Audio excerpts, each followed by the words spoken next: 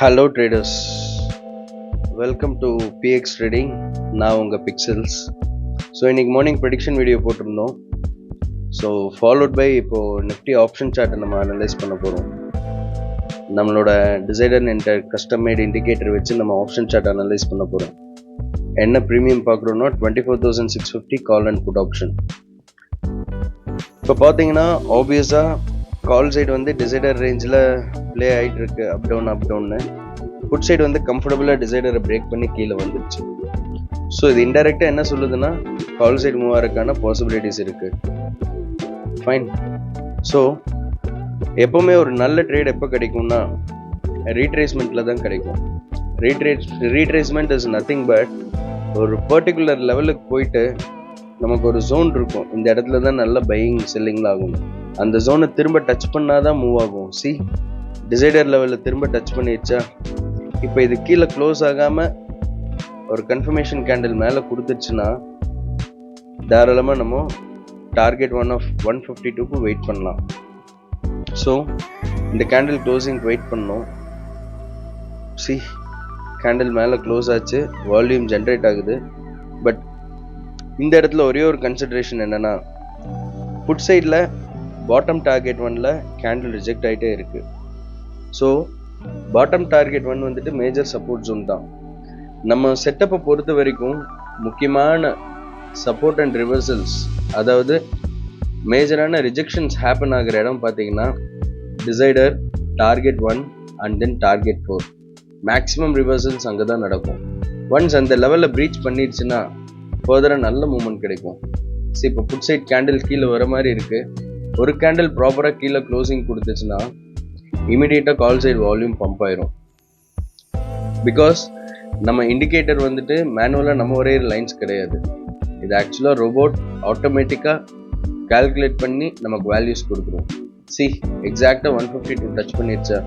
இப்போ 152க்கு மேலே க்ளோஸ் ஆச்சுன்னா 152ல ட்ரெயிலிங் ஸ்டாப் லாஸ் போட்டுட்டு நம்ம 167ங்கிற டார்கெட் வரைக்கும் வெயிட் பண்ணலாம். பட் மேலே ப்ராப்பராக க்ளோசிங் கொடுக்கல, ஏன்னா T1ல நல்ல ரிவர்சல்ஸ் ஆகும். ஸோ 125லேருந்து 152 கால்குலேட் பண்ணோன்னா ஆல்மோஸ்ட் 25 பாயிண்ட்ஸ் மேலே கிடச்சிருக்கு. And then morning prediction video update பண்ணியிருந்தேன், இன்றைக்கி என்ன நடக்கும், what are the possibility, trade எப்படி பிளான் பண்ணணும்னு. ஸோ எக்ஸாக்டாக இன்றைக்கும் கேண்டில் வந்துட்டு சிபிஆருக்கு S1க்கும் இன் பிட்வீனில் ஓப்பன் ஆகிருக்கு. ஸோ S1ல ஸ்டே பண்ணலங்கிற பட்சத்தில் it has to go up to CPR. நேராக சிபிஆர் போச்சு. நேற்று நம்ம கொடுத்த லெவல் 24,709 அந்த லெவலில் சஸ்டெயின் பண்ணலை. ஸோ அதை டச் பண்ணனால தான் இப்போ ரிவர்சல் நடந்திருக்கு கால் சைடில். ஸோ இதுக்கு மேலே ஃபர்தராக போனாலும் 24,738 தான் மேக்ஸிமம் டார்கெட். பிகாஸ் பிவட்டை பிரேக் பண்ணுறது அவ்வளோ ஈஸி கிடையாது. ஸோ 24,738 கீழே ஸ்டே பண்ணுற வரைக்கும் மார்க்கெட் வந்து நெகட்டிவ் ட்ரெண்டில் தான் இருக்குது. சி, ஒன்ஸ் அகெயின் மேலே போகுது கால் சைடு. T1 டச் பண்ணி அதுக்கு மேலே க்ளோஸ் ஆச்சுன்னா மட்டும்தான் நம்ம செகண்ட் டார்கெட் வெயிட் பண்ணலாம். இல்லைனா T1 ரிஜெக்ஷன் டைரெக்டாக it will come down to decider. திரும்ப 125 வரக்கான பாசிபிலிட்டிஸ் ரொம்ப ஜாஸ்தி. புட் ஆப்ஷன் என்ன சொல்லுது? சரி, புட் ஆப்ஷன் டார்கெட் 1க்கு மேலே ஸ்டே ஆயிடுச்சு. இப்போது கால் சைடு ஃபர்தராக ஓடணும்னா புட் சைடு கேண்டில் T1 கீழே போகணும். அதே மாதிரி கால் சைடு இப்போ டிசைடர் டச் பண்ணுச்சுன்னா again it will go to target 152 வரைக்கும் போகிறதுக்கான பாசிபிலிட்டிஸ் ரொம்ப ஜாஸ்தி. பிகாஸ் டிசைடர் லெவலில் அவ்வளோ ஈஸியாக பிரேக் பண்ணிடாது. சரி, கரெக்டாக 125 டச் பண்ணிவிட்டு how is the upside move. ஏன்னா ரோபோட்டுக்கு தெரியும் 10 நாள் சார்ட் டேட்டா கிட்டத்தட்ட அதுக்கு மோர் தென் 25 கண்டிஷன்ஸ் கொடுத்துருக்கு. என்னென்ன கண்டிஷன் சாட்டிஸ்ஃபை ஆனால் சிக்னல்ஸ் வரணும், என்னென்ன கண்டிஷன் சாட்டிஸ்ஃபை பண்ணி இந்த லெவல்ஸ் ட்ரா பண்ணணும்னு. ஸோ இது வந்து ஆட்டோமேட்டட் லெவல்ஸ் தான், மேனுவலாக நம்ம போடுற லெவல்ஸ் கிடையாது. ஸோ அதனால ப்ரிசைஸ்டாக இருக்கும் டார்கெட்ஸ்லாம். சரி, அகைன் கால் சைடு மேலே போகிறதுக்கு ட்ரை பண்ணுது. இந்த டைம் அகைன் 152 க்ராஸ் பண்ணுச்சுன்னா 167 டார்கெட்டுக்கு போகலாம். அண்ட் இன்னொரு நல்ல விஷயம், கால் சைடில் ஒரு க்ரீன் லைன் வந்திருக்கு. க்ரீன் லைன் வந்ததுன்னா என்ன அர்த்தம்னா அந்த சைடு பொசிஷன் வந்து ஸ்டில் பாசிட்டிவாக தான் இருக்குது.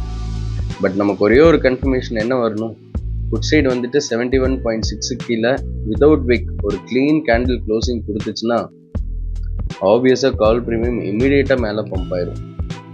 ஸோ அந்த ஒரு மொமெண்ட்டுக்காக தான் நம்ம வெயிட் பண்ணணும். வந்துச்சுன்னா இமீடியட்டாக we can exit our position. Maybe 1 or 2 கேண்டில்ஸில் டார்கெட் 1 கீழே க்ளோஸ் ஆகிறதுக்கு சான்சஸ் இருக்குது. குட் சைடு க்ளோஸ் ஆச்சுன்னா it is a good sign. இப்போ டைரெக்டாக 152 போயிடும், chances are more. Good side ஃபர்தராக கீழே வந்துச்சுன்னா இது 167க்கு போகும். குட் சைட் வந்துட்டு 59 கீழே ஸ்டே ஆயிடுச்சுன்னா கால் சைடு 182 வரைக்கும் டார்கெட் 4க்கு போகிறதுக்கான பாசிபிலிட்டிஸ் ரொம்ப ஜாஸ்தி. மேபி இந்த கேண்டில் பம்ப் ஆகணும். லெட்ஸ் see இன்னொரு விஷயம், புட் சைட் க்ரீன் லைன் வந்துருச்சா கீழே. So it is not safe to hold a call position. தாராளமாக 152ல் நீங்கள் எக்ஸிட் ஆயிடலாம். எக்ஸாக்டாக எப்படி டார்கெட் 1லேருந்து ரிவர்சல் ஆயிருக்கு as we said. So for further updates kindly like, share and subscribe us. உங்கள் ஃப்ரெண்ட்ஸுக்கும் சொல்லுங்கள் ட்ரேடில் இன்ட்ரெஸ்டாக இருக்கிறவங்களுக்கு. அதே மாதிரி you can contact me in WhatsApp, Instagram, details எல்லாம் டிஸ்கிரிப்ஷனில் கொடுத்துருக்கேன். Trade safe, save your capital. All the best. Bye bye, take care. See you in the next video.